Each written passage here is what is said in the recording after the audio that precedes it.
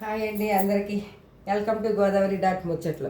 Big boss చెప్పడానికి రావట్లేదు అనుకుంటున్నారా? కొంచెం నీరసం ఉంది, హెల్త్ కొంచెం బాగాలేదు, అందుకనే సరిగ్గా వీడియోస్ కూడా చేయట్లేదు. బిగ్ బాస్ కోసం చెప్పాలి అనుకుంటున్నా అండి.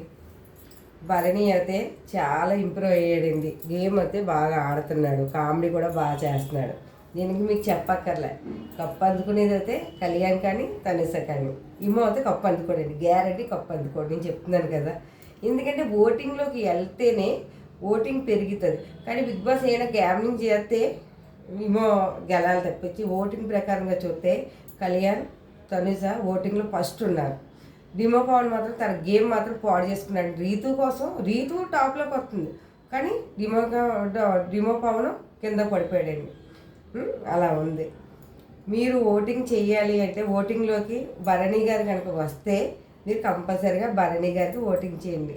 ఇంకా కళ్యాణ్కి తనిషకి నేను చెప్పవసరం లేదు. ఈరోజు ఓటింగ్ కంపల్సరీ భరణిని మాత్రం ఓటింగ్లో పెడతారు, చూస్తాను. భరణి కనుక ఓటింగ్లో కనుక వస్తే, నామినేషన్లోకి వస్తే మీరందరూ కూడా భరణి గారికి ఓట్ చేయండి. Please help me. ఎందుకంటే ఇంక ఎన్ని వారాల్లో లేదు, గేమ్ అయిపోతుంది, దగ్గరకు వచ్చేస్తుంది. ఇంకా ఇది 13వ వారం, ఇంకా 2 వారాలు ఉంటుంది. ఈ వారం అయిపోతే మీరు మాత్రం భరణి గారి కనుక ఎలిమినేషన్ రౌండ్లోకి వస్తే భరణి గారికి ఓటింగ్ చేయండి ప్లీజ్. మర్చిపోకండి అందరికీ కూడా. భరణి అన్నకి మాత్రం ఓటింగ్ చేయండి అందరూ కూడా.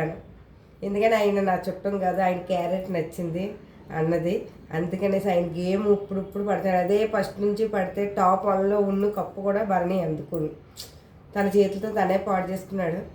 టాప్ 5లో పెడితే మాత్రం ఉండాలి అనుకుంటే, టాప్ 6లో పెట్టినా భరణి ఉండాలి అనుకుంటున్నాను నేను. మీరు అందరూ ఏమనుకుంటారో మీరు ఓటింగ్ చేయండి ప్లీజ్, మర్చిపోకండి.